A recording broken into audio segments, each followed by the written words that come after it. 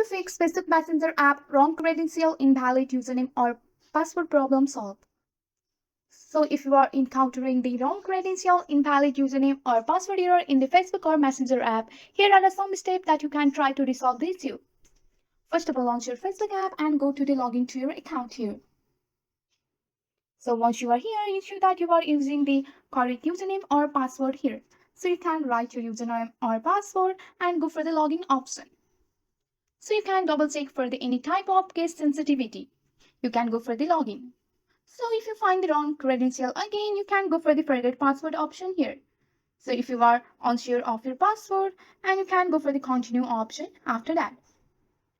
And after that, you have to enter your code which has been sent to your Gmail or your mobile number. And you have to write that to reset your password. After resetting your password, you can successfully log into your account.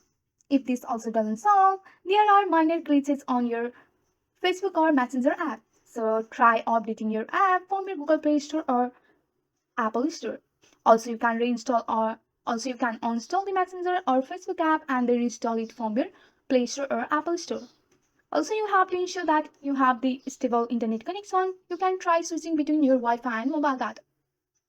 If you still can't log in, you can reach out to the Facebook support for further assistance.